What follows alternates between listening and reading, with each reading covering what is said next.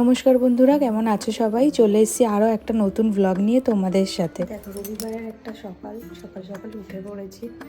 তো এখন তো ব্যাঙ্গালোরে খুবই গরম যাচ্ছে, বাইরেটা দেখো কি ঝলমলে রোদ্দুর উঠেছে। এখন ওই সকাল প্রায় 10টা মতো বাজে।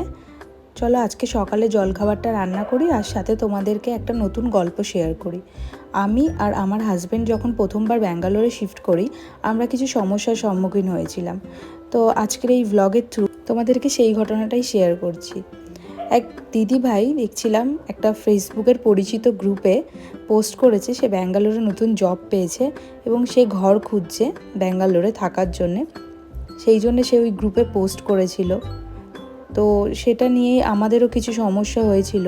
তো আমার ভ্লগের থ্রু আমি তোমাদেরকে কিছু ইনফরমেশান দিচ্ছি, তাতে করে যদি তোমাদের কিছু সাহায্য হয়। আমরা যখন ব্যাঙ্গালোরে এসেছিলাম তখন আমাদের দুজন বন্ধু খুবই কাছের, তারা তো এখানে ছিল। তো আমরা তো সেখানে ছিলাম, ভেবেছিলাম এক সপ্তাহের মধ্যে আমরা মোটামুটি পেয়ে যাব। তো এখানে যখন আসি তখন সার্চিং করতে থাকি, তো দেখছিলাম মোটামুটি যে লোকালিটিগুলো ভালো বা যেখানে থাকার মতো পাচ্ছিলাম, তো সেগুলো ফাঁকা পাচ্ছিলাম না। কারণ অনেকেই জানো যে ব্যাঙ্গালোর খুবই জনবহুল। তখন আমরা কিছু গ্রুপের খোঁজ পাই, ব্যাঙ্গালোরও বাঙালি বা ব্যাঙ্গালোরে বাঙালি, এরকম কিছু গ্রুপ আছে। আরও কিছু গ্রুপ আছে যেমন ফ্ল্যাটমেটস ব্যাঙ্গালোর। তো ওই গ্রুপগুলোতে দেখছিলাম, ওই গ্রুপগুলোতে মোটামুটি যেগুলো দেখছিলাম বেশিরভাগ ওনারদের পাচ্ছিলাম, কিন্তু তার মধ্যেও কিছু ছিল যারা ঘর দেখিয়ে দেয় এবং তারা তার জন্য একটা চার্জেস নিয়ে থাকে, এবং সেটাও ওই 1 মাসের নিয়ে থাকে ঘরের ভাড়া যেটা থাকে। তো আমরা তাও চাইছিলাম না যে কারোর থ্রু বা থার্ড পার্টির থ্রু পেতে।